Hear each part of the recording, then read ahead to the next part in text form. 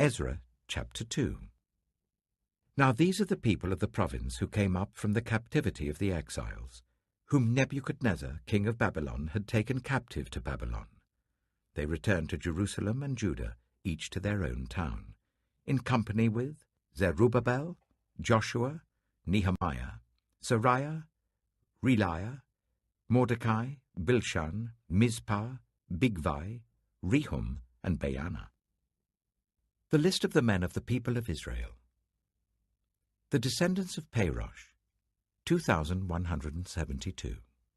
Of Shephatiah, 372.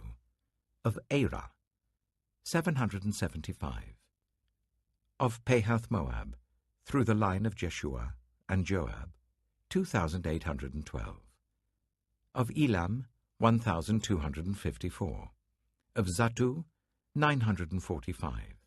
Of Zaccai, 760. Of Bani, 642. Of Bebai, 623. Of Azgad, 1,222. Of Adonikam, 666. Of Bigvai, 2,056. Of Adin, 454. Of Eta, through Hezekiah, 98. Of Bizai, 323. Of Jorah, 112. Of Hashum, 223. Of Gibbah, 95. The men of Bethlehem, 123. Of Netophah, 56. Of Anathoth, 128. Of Azmaveth, 42. Of Kiriath-Jearim, Kephirah, and Beeroth, 743.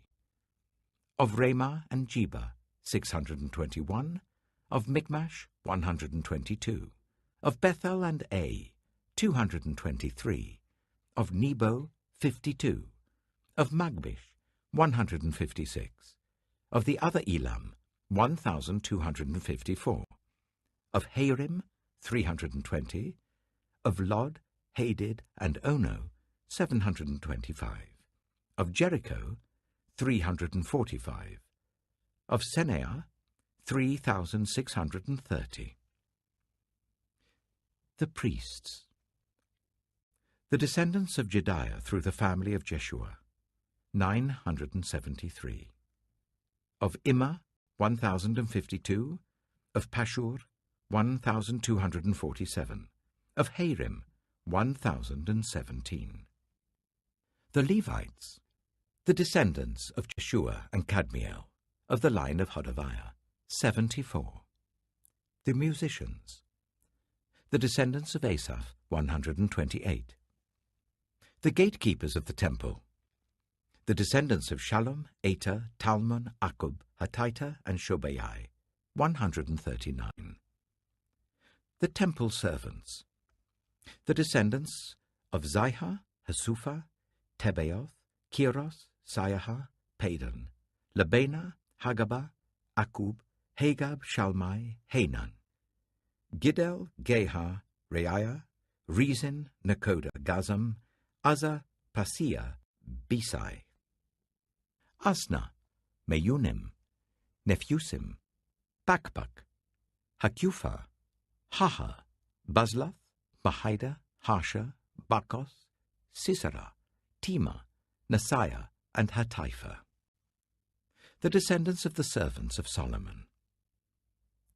The descendants of Sotai, Hasophireth, Peruda, Jaala, Darkon, Giddel, Shephatiah, Hattil, Pokereth, Hezebaim, and Amai. The temple servants and the descendants of the servants of Solomon, 392. The following came up from the towns of Tel-Melah, Tel-Hasha, Kirab, Adon, and Immer, but they could not show that their families were descended from Israel. The descendants of Deliah, Tobiah, and Nekoda, 652. And from among the priests, the descendants of Hobiah, Hakkoz, and Barzillai, a man who had married a daughter of Barzillai, the Gileadite, and was called by that name. These searched for their family records, but they could not find them, and so were excluded from the priesthood as unclean. The governor ordered them not to eat any of the most sacred food until there was a priest ministering with the Urim and Thummim. The whole company numbered 42,360, besides their 7,337 male and female slaves, and they also had 200 male and female singers. They had 736 horses, 245 mules, 435 camels, and 6,720 donkeys. When they arrived at the house of the Lord in Jerusalem, some of the heads of the families gave free will offerings towards the rebuilding of the house of God on its site. According to their ability, they gave to the treasury for this work 61,000 darics of gold, 5,000 minas of silver, and 100 priestly garments. The priests, the Levites, the musicians, the gatekeepers, and the temple servants settled in their own towns, along with some of the other people, and the rest of the Israelites settled in their towns. Ezra chapter 3. When the 7th month came, and the Israelites had settled in their towns, the people assembled together as one in Jerusalem. Then Joshua, son of Jozadak, and his fellow priests, and Zerubbabel, son of Shealtiel, and his associates, began to build the altar of the God of Israel, to sacrifice burnt offerings on it, in accordance with what is written in the law of Moses, the man of God. Despite their fear of the peoples around them, they built the altar on its foundation and sacrificed burnt offerings on it to the Lord, both the morning and evening sacrifices. Then, in accordance with what is written, they celebrated the festival of tabernacles, with the required number of burnt offerings prescribed for each day. After that, they presented the regular burnt offerings, the new moon sacrifices, and the sacrifices for all the appointed sacred festivals of the Lord, as well as those brought as free will offerings to the Lord. On the first day of the 7th month, they began to offer burnt offerings to the Lord, though the foundation of the Lord's temple had not yet been laid. Then they gave money to the masons and carpenters, and gave food and drink and olive oil to the people of Sidon and Tyre, so that they would bring cedar logs by sea from Lebanon to Joppa, as authorized by Cyrus, king of Persia. In the 2nd month of the 2nd year after their arrival at the house of God in Jerusalem, Zerubbabel, son of Shealtiel, Joshua, son of Jozadak, and the rest of the people, the priests and the Levites, and all who had returned from the captivity to Jerusalem, began the work. They appointed Levites 20 years old and older to supervise the building of the house of the Lord.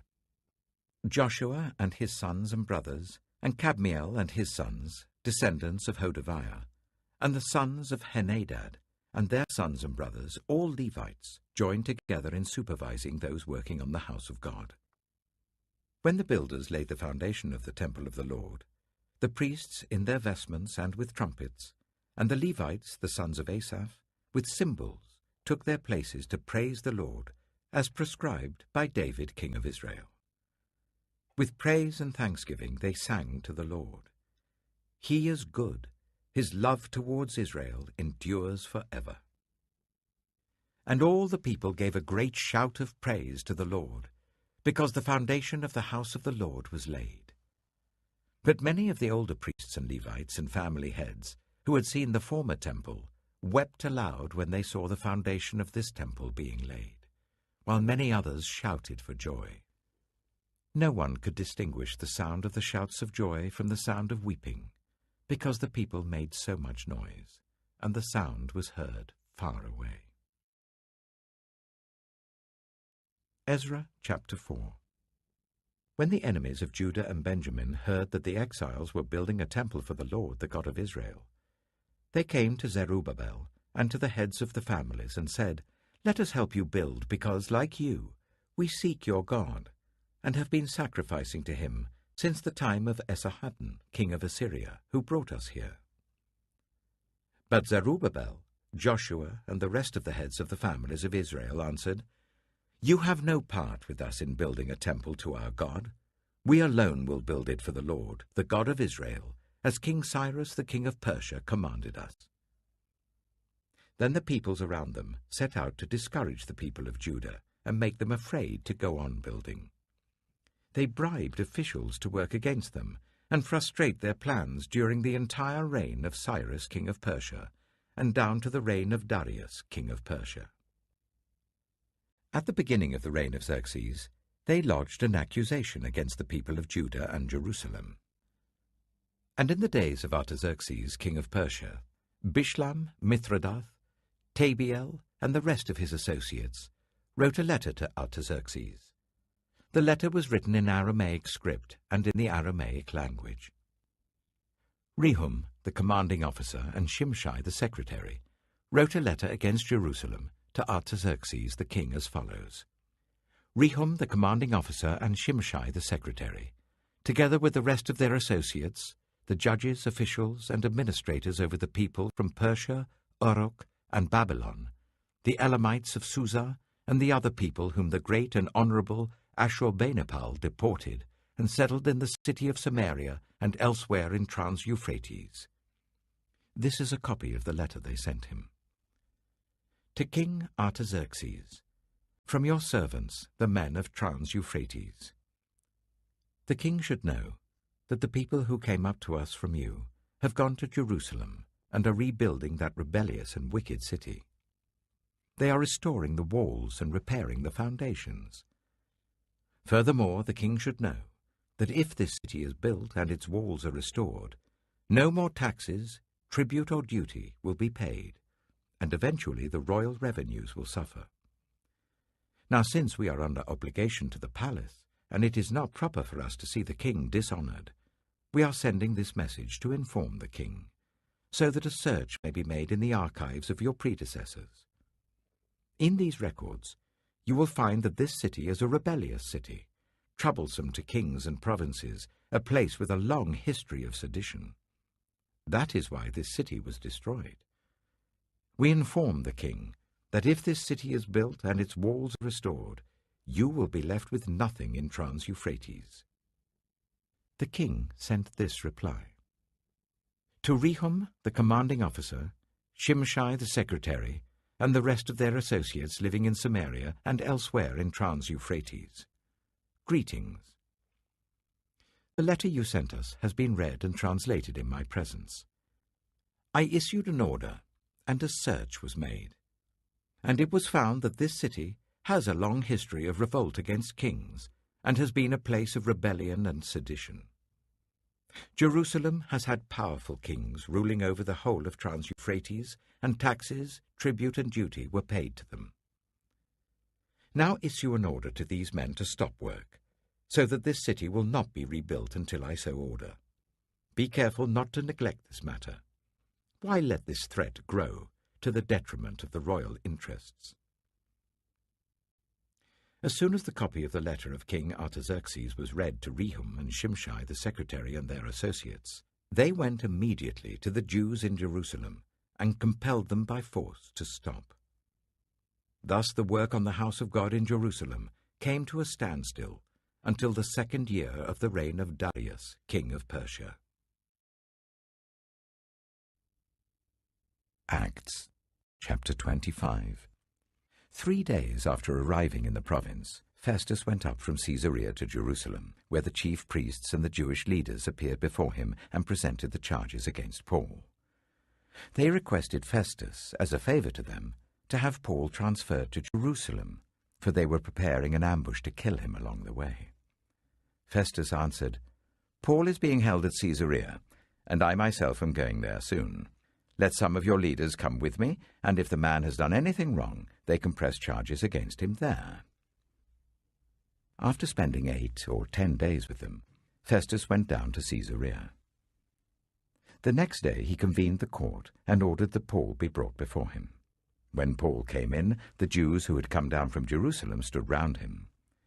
They brought many serious charges against him, but they couldn't prove them. Then Paul made his defense. I have done nothing wrong against the Jewish law, or against the temple, or against Caesar. Festus, wishing to do the Jews a favor, said to Paul, Are you willing to go up to Jerusalem and stand trial before me there on these charges? Paul answered, I am now standing before Caesar's court where I ought to be tried.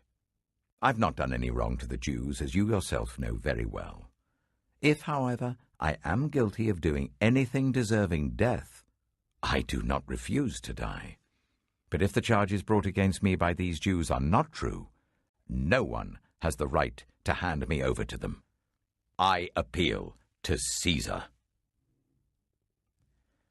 After Festus had conferred with his council, he declared, "You have appealed to Caesar. To Caesar you will go." A few days later, King Agrippa and Bernice arrived at Caesarea to pay their respects to Festus. Since they were spending many days there, Festus discussed Paul's case with the king. He said, "There is a man here whom Felix left as a prisoner. When I went to Jerusalem, the chief priests and the elders of the Jews brought charges against him and asked that he be condemned. I told them that it is not the Roman custom to hand over anyone before they have faced their accusers and have had an opportunity to defend themselves against the charges. When they came here with me, I did not delay the case, but convened the court the next day and ordered the man to be brought in. When his accusers got up to speak, they did not charge him with any of the crimes I had expected. Instead, they had some points of dispute with him about their own religion and about a dead man named Jesus, whom Paul claimed was alive. I was at a loss how to investigate such matters, so I asked if he would be willing to go to Jerusalem and stand trial there on these charges. But when Paul made his appeal to be held over for the emperor's decision, I ordered him to be held until I could send him to Caesar." Then Agrippa said to Festus, "I would like to hear this man myself." He replied, "Tomorrow you will hear him." The next day, Agrippa and Bernice came with great pomp and entered the audience room with the high-ranking military officers and the prominent men of the city. At the command of Festus, Paul was brought in. Festus said, "King Agrippa, and all who are present with us, you see this man. The whole Jewish community has petitioned me about him in Jerusalem and here in Caesarea, shouting that he ought not to live any longer. I found he had done nothing deserving of death, but because he made his appeal to the emperor, I decided to send him to Rome. But I have nothing definite to write to his majesty about him. Therefore, I have brought him before all of you, and especially before you, King Agrippa, so that as a result of this investigation, I may have something to write. For I think it unreasonable to send a prisoner on to Rome without specifying the charges against him." Psalm 10. Why, Lord, do you stand far off? Why do you hide yourself in times of trouble? In his arrogance the wicked man hunts down the weak, who are caught in the schemes he devises. He boasts about the cravings of his heart. He blesses the greedy and reviles the Lord. In his pride the wicked man does not seek him. In all his thoughts there is no room for God. His ways are always prosperous. Your laws are rejected by him. He sneers at all his enemies. He says to himself, "Nothing will ever shake me." He swears, "No one will ever do me harm." His mouth is full of lies and threats. Trouble and evil are under his tongue. He lies in wait near the villages. From ambush he murders the innocent. His eyes watch in secret for his victims. Like a lion in cover, he lies in wait. He lies in wait to catch the helpless. He catches the helpless and drags them off in his net. His victims are crushed. They collapse. They fall under his strength. He says to himself, "God will never notice." He covers his face and never sees. Arise, Lord. Lift up your hand, O God. Do not forget the helpless. Why does the wicked man revile God? Why does he say to himself, "He won't call me to account"? But you, God, see the trouble of the afflicted. You consider their grief and take it in hand. The victims commit themselves to you. You are the helper of the fatherless. Break the arm of the wicked man. Call the evildoer to account for his wickedness that would not otherwise be found out. The Lord is king for ever and ever. The nations will perish from his land. You, Lord, hear the desire of the afflicted. You encourage them and you listen to their cry, defending the fatherless and the oppressed, so that mere earthly mortals will never again strike terror. Proverbs chapter 5. My son, pay attention to my wisdom. Turn your ear to my words of insight, that you may maintain discretion and your lips may preserve knowledge. For the lips of the adulterous woman drip honey, and her speech is smoother than oil. But in the end she is bitter as gall, sharp as a double-edged sword. Her feet go down to death, her steps lead straight to the grave. She gives no thought to the way of life, her paths wander aimlessly, but she does not know it. Now then, my sons, listen to me. Do not turn aside from what I say. Keep to a path far from her. Do not go near the door of her house, lest you lose your honor to others and your dignity to one who is cruel, lest strangers feast on your wealth and your toil enrich the house of another. At the end of your life you will groan when your flesh and body are spent. You will say, "How I hated discipline, how my heart spurned correction. I would not obey my teachers or turn my ear to my instructors, and I was soon in serious trouble in the assembly of God's people." Drink water from your own cistern, running water from your own well. Should your springs overflow in the streets, your streams of water in the public squares, let them be yours alone, never to be shared with strangers. May your fountain be blessed, and may you rejoice in the wife of your youth. A loving doe, a graceful deer, may her breasts satisfy you always. May you ever be intoxicated with her love. Why, my son, be intoxicated with another man's wife? Why embrace the bosom of a wayward woman? For your ways are in full view of the Lord, and he examines all your paths. The evil deeds of the wicked ensnare them. The cords of their sins hold them fast. For lack of discipline they will die, led astray by their own great folly.